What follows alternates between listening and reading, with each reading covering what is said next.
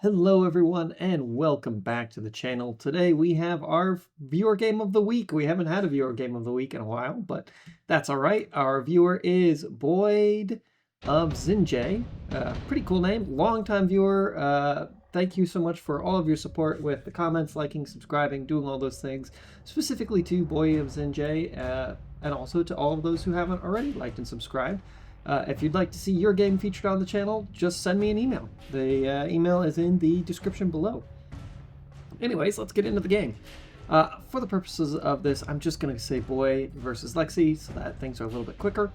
We have Boyd coming in here with a Typhoon Specialist. Rank 1 Typhoon on round 3. Love that Specialist. Typhoons are great units. Lexi, the Giant Specialist, already unlocking a Fortress on round 1. Okay. Alright, Lexi, I like that. Going a little aggressive. Let's see if Boyd... Yeah, he does grab 2 units of chaff here. It's going to be these Fang. Pretty good for this style of army. He's got a fast-moving unit. He's got some wave clear. And now he has some quick and easy units to die. That's what chaff are here for. Until the late game. If you haven't already seen the most recent tournament, chaff was exceedingly well played by Apucci. If you can really get the placement down in Mechabellum quite well, that will help you so much. During the deployment phase, play one action. Oh, cool. We can do that for the next round. I'm going to slow things back down to regular speed here. I do think that Boyd has a little bit of an advantage just because those arc lights. Arc lights are so good at clearing away chaff, and also just they do a lot of splash damage. If they start focusing on these steel balls, they'll start clearing away chaff a little bit, but they're also quite good at just dealing that damage to put them over the edge. He's in a little bit of a dangerous spot here, but honestly, I think the arc light still got this. Yeah, that's why it's so powerful. And on the left side, that obviously was going to go his way just because double arc light, very, very powerful. All right, we'll speed this up for a moment here. I think we all know where this is going to go. One steel ball and some Fang is not going to beat some Fang. 2 arc lights and a steel ball, especially with the way that this deployment's happening. So this guy's going to earn himself probably a level for killing this tower. Yeah, he does. So there can be a level 2 steel ball on the field next turn. Very unlikely to happen, just because, you know, that if Lexi does want to purchase that fortress, they won't really have the cash to do anything else. Very aggressive to play a fortress this early. They'll also either have to pick up the mass-produced wraiths or skip. They choose to skip here. Okay. Boyd grabs the improved firepower. Actually, increasing an arc light's damage by 70% is quite powerful. Reason for that is that arc lights shoot very, very often. And they have a good amount of splash damage, so being able to do both those things at once is very strong. I think that, against a fortress, the arc lights aren't going to, do very much. But he doesn't know about the fortress, and why would you think that there would be a fortress coming down this early into the game? We normally don't see giants until round 5-ish, just because they are so expensive. But if you're playing the giant specialist, you might as well put them out early. Grabbing the field recovery as well for Lexi, and getting rid of those steel balls. Now, they didn't play any units to follow that up, so I do think that this fortress is going to be absolutely dominated by the steel balls, but we'll have to see. The crawlers are a great choice here just because they're going to annoy the fortress. As long as the fortress is shooting at something that isn't the steel balls, it should do fairly well against them. Fairly well. Unfortunately, those steel balls did get targeted down. Fortresses are one of the few giants that actually perform moderately to, I'd say... normally a fortress will kill a unit of steel balls by itself. It does really depend on the angle, but I think the fortress is one of the only giants that does extremely well against fortresses, or against steel balls. So a good choice here. If we're going for that Fang Fortress build early, we're setting up for it quite well, because he has a little bit of extra money in the bank, coming in at 850 instead of the 650. Haste module is very powerful on the fortress as well. Just because fortresses are quite slow, it's nice to be able to make them move that a little bit quicker. Lexi grabs the electromagnetic impact. Interesting. Sometimes it's very important to read these things just because the game does bug out every once in a while and it says electromagnetic impact, but really it's like a crawler thing. Boyd actually grabbing the increased movement and firepower. Haste module and firepower module. The extra damage on Typhoons is great just because they attack so rapidly. Not quite as quickly as a Vulcan, but they're the second fastest attack unit in the game. Oh wow, Lexi grabbing those 2 extra fortresses.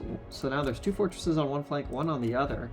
That's a lot of fortresses. I do like the addition of Stormcrawlers here. Stormcrawlers do a great job at just dealing consistent damage, especially to giants. Because giants tend to be very slow, it makes it a little bit easier for you to get down and dirty with them. And some more Fang. Not a bad choice, just to add a little bit of damage. I'm not sure if these Typhoons will really do anything. I mean, I guess they can clear away these Fang a little bit more quickly, but there's definitely enough Fang clear. Perhaps selling these guys wouldn't have been a bad option. So this electromagnetic impact is going to slow down this army, but that's about it. And it will probably wear off before the units actually make contact, so I don't really think it was worth it. It's nice to have a little bit later in the game. It does refresh fairly quickly, but until that point, I don't think it's worth it. Look at these steel balls go, and that's why those crawlers are so important. I'm able to get those steel balls online and deal damage to the fortress, but there's nothing else that's closer now, so those steel balls will be shot down. On the left side here, things are going about as well as you'd think. Only having 1 fortress there is probably not enough to hold against all of those units. And that is that. Boy is in a very dominant position, and this is why I'm not too keen on the Giant Specialist at first. It does help a little bit later into the game if you can start unlocking. If you can unlock all of those giants fairly quickly into the game and still have a sizable health pool, then you're in a good spot because you have your choice of which giant to play. I do think that these Fire Badgers are a great choice. They will neuter all of these crawlers and Fang, and that's really where a lot of the damage potential of the fortresses is being wasted, is killing all of these chaff units. And Boy, I think, realizes that. That's why he's going into more chaff, and also having 2 level 3 scorpions with range is going to be very, very powerful. It will allow him to just get rid of medium-sized units and deal a ton of damage to these fortresses. I really like this defensive play against these very aggressive giants. I think that is a very, very wise decision. Right now, Lexi could eventually have enough fortress that this could become a big issue, but it's a pretty easy transition to just grab 1 or 2 melting points or some very long range damage like these scorpions that can deal with fortresses fairly easily. The rocket punch is not a tech here. Normally when you're going very heavily into the fortresses, you swap in that rocket punch ability just because the fortresses tend to die very quickly, but that rocket punch is often enough to deal with whatever they were trying to kill at the same time. And it has good splash damage. Left side's going very much in the way of Boy. Those units just absolutely overwhelming them. And this is going very, very well as well for Boy, just because these level 3 scorpions putting out nearly 4,400 damage a shot almost really does help. They just eliminate fortresses so quickly. Supply drop is just, it's too expensive at this point. The game's going to be over. Lexi picks up the steel ball production. He has enough giants, so why not? Extended war factory range could be fun here, but I think Boy just needs to skip and go for the kill. I would skip here. I would burn the midnight oil because I'm so close and I know my opponent is just going so heavily into fortresses, and go from there. Honestly, a great pickup here from Boy as well. These overlords, there's nothing that can really deal damage to them. Sure, some Fang will eventually bring down an overlord, but that is a long shot. Having these 2 fortresses, or these two overlords, is great. Maybe even sell off one of these units that you don't need in order to burn the midnight oil, sell something, and then give these guys the auto regen. If he has it, he does not. Or the wasps, just because if both of these units survive, you're almost certainly going to be able to kill your opponent, and that makes a big difference. Obviously, The only point of the game is to kill your opponent. I fall into the trap where I constantly want to like make my board better instead of just going for the kill. So something to always keep in mind. Point of the game is to win, not to have the best board in the world. It's just to win. Left side, things are going very well. This Overlord's going to get online onto the fortress. It does take quite a few shots for an Overlord to kill a fortress. On the right, though, things are not going quite as well, as there's just a lot of stuff being summoned, and there wasn't quite enough damage-dealing units to deal with all of these Fang and Steel Balls that just constantly are being spawned from these units. Things will still most likely go in the way of Boy here, just because, you know, he has a couple of flying units and there aren't that many Fang being summoned. Once one or two of these fortresses fall, it will be considerably easier, but we're looking at a tower drop here. I don't know, actually. That's a lot of fortresses. Without something to clear off units like the Overlord Artillery, this Overlord's going to get distracted and almost certainly destroyed. Yeah, there's going to be enough Fang here. And there's going to be more Fang coming out here very shortly. And more Steel Balls. Jeez, that's a lot of extra units that are going to be dealing damage. Alright, Boy loses. I was not expecting that. Just looking at these boards, I would have thought that he had the upper hand. A level 3 Wraith is very powerful for both players, or just selling this Rhino. We often see this Rhino being played just to be sold. Boy does pick up the Rhino. And so does Lexi. Lexi sells the Rhino immediately, up to $1,900. That's huge. Instead we're seeing this level 5 Rhino in the background. It will get killed by the Steel Balls. The Steel Balls have the damage to deal with that if Boy does not support it. He does. Okay, unit of crawlers is enough. Nothing else is being drawn that way. I do like the sneaky. If you're losing in the front round and you just need to finish out the game, perhaps playing something in the background would be enough. Something like a unit of Phoenix, though, is much less expensive and would still get the job done, potentially. On the front line, though, it looks like Lexi's just going very heavily into these fortresses. Still has $11,000. Do the fortress grab the barrier or the anti-air barrage? No, instead leaning into the Fang. Armor-piercing damage. He still has 850. Maybe giving them some shields. That makes them quite fun. Or the rage. Or the range. You've got a lot of money left over. Neither player has upgraded their overall damage or their overall defense. Interesting. It's a fairly inexpensive thing to do, and I eat my words as Boy does decide to go for it. Not a bad choice there. I do like this Rhino. Just going straight into the tower. That's the right move. Ignore those Steel Balls. There'll be a couple of Fang to interfere, but it shouldn't be too bad, and hopefully these crawlers do block. They should be able to get into the Fang while ignoring. I think the Rhino's going to ignore it as well. Being that it's level 5, it should be able just to one-tap this tower and then go straight into the second one. Oh! Nicely done. It's running. The Steel Ball should be able to keep up because of that slow. Huge. And this should allow these units to keep pushing up. There's the second wave, though, of Fang with shields. And you know what's actually really powerful against Overlords? Fang with shields. Here comes the second tower drop. I don't think it's going to be enough, though. One Overlord has dropped. This very strong Rhino is coming into the backline. He should be able to take care of at least 2 of these fortresses, potentially. As long as he doesn't get overwhelmed. He is getting overwhelmed right now, but still, killing one and a couple of other units is quite good. It's a buying time as more and more of these fortresses fall. There we go. This is looking okay.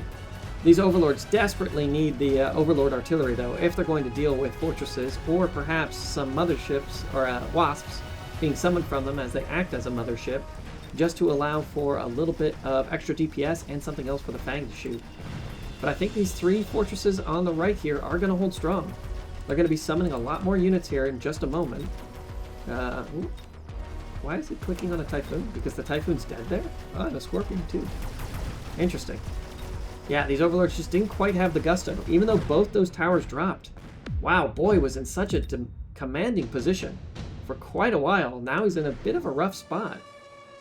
Enhancement module is great, because what Boy could do is upgrade one of these Overlords and sell it. They're not doing too much for him. Lexi does grab the enhancement module and just uses it to upgrade an Overlord. Do they sell the Overlord or the fortress immediately? I would. I would sell that fortress and upgrade another one.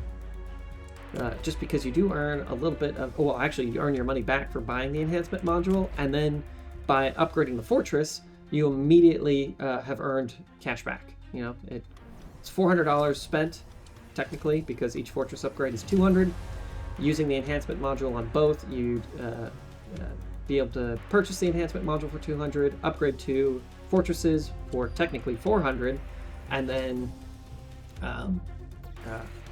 place down another 2 fortresses. It's a very powerful move. It is a very economic move as well. Instead, it doesn't look like Boy did choose the enhancement module. I didn't see what he picked up, but that's all right. I do think these these overlords could use an upgrade against the fortresses. They're not performing very well. We'll have to see what he does, though. I'm still not loving these typhoons either. But Boy has not chosen to sell them yet. Now, he did mention in the email that he sent me that selling the typhoons was a great idea, which is one of the reasons why I'm picking up on it. I do like what Lexi's doing here. Trying to slow things down in the back line. Might be time to get rid of this Rhino, as it's already been played out. I think selling that Rhino would have been a great idea, but it did cause Lexi to kind of overreact. Playing a fortress on this side, playing a missile, and playing oil, that's a huge investment just to get rid of what is basically 2 units at that point. Yes, it's a level 5 Rhino. Level 5 Rhinos are pretty powerful, but 1 unit of steel balls and some crawlers should be able to take care of that without an issue. Overlord doing surprisingly well.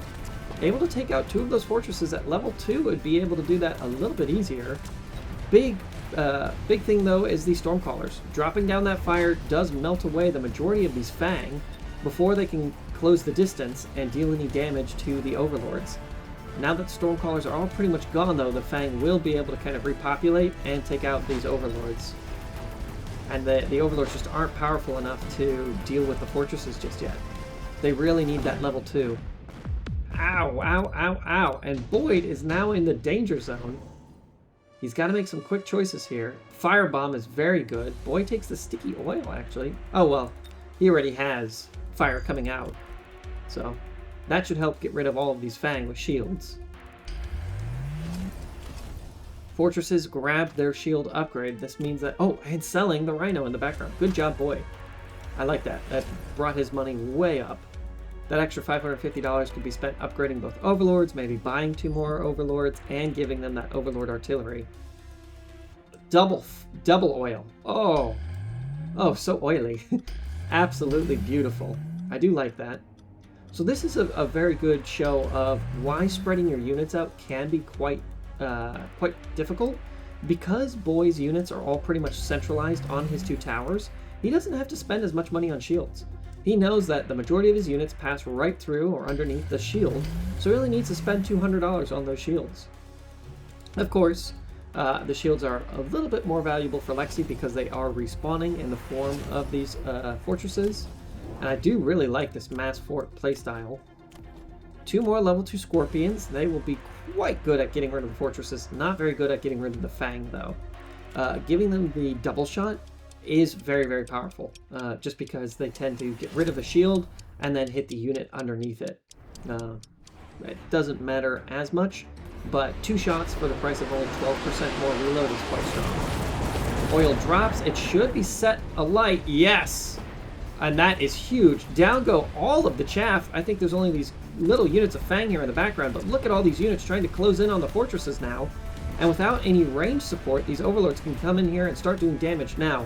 They are still only level 1, so it's going to take them a very long time to get rid of the fortresses, but it does allow them just to get some DPS in. And Overlords do hit fairly hard at 5,000 damage. It's just there's a lot of HP tied up, but I think this is working. The Scorpion's able to get so much damage in. Pinging away. Ooh, that was the level... Okay, I thought that was the level 3 one that just dropped, but they're all level 2. Yeah, this looks great. Double fire here by Boy. Will he have enough to win? I think so. As long as one of these Scorpions survive, nothing can touch these Overlords anymore. And GG, comeback into comeback. Great play by Boy. If you want to see your stuff featured on the channel, be sure to send us an email below, like and subscribe, and we'll see you all in the future.